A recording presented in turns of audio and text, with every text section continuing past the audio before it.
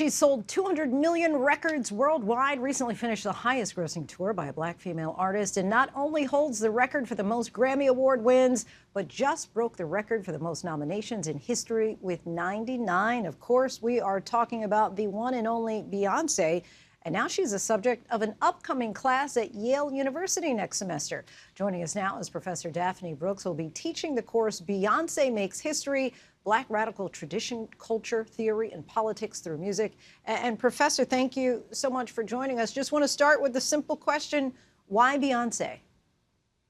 Why Beyonce? Thank you for having me. Great to be here. She is the most intellectually provocative and historically minded artist of her international caliber over the past decade, I would argue. And one can see that really through her um, recordings at the level of the experimental album form, beginning in 2013. The fact that she was engaging Black feminisms with actual figures, who think through and theorize Black feminisms. Chimamanda Ngozi Adichie famously appears on the self-titled album, but you could also think about the ways in which Lemonade is engaging with the scholarship of African American studies, the visual art of Carrie Mae Weems, the filmmaking of Julie Dash. You could think about the ways in which Renaissance is such a robust meditation on radical LGBTQIA subcultures. You could think about the ways in which Cowboy Carter is a meditation on the lingering dimensions of Jim Crow in the recording industry and beyond. In a way, Beyonce's music is a form of scholarship, and it also invites us to engage the wider scholarship about a whole range of issues that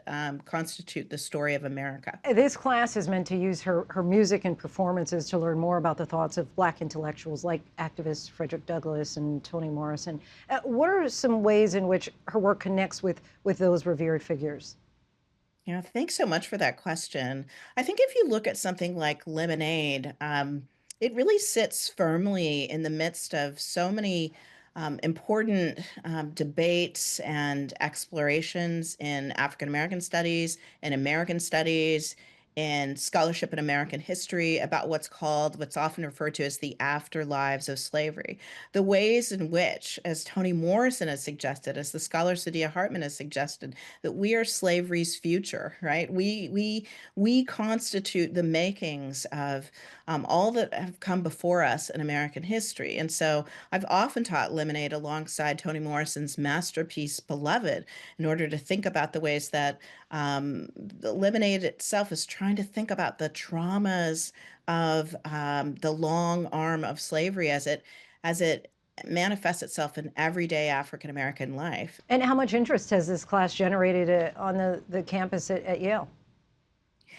I would say a tsunami of excitement for the class. And that was true when I taught Black women in popular music culture, a survey of 100 years of African American women's genius and breakthroughs in popular music culture. And Beyonce was one of the central forces in that class. There was a lot of excitement then, and even more so now.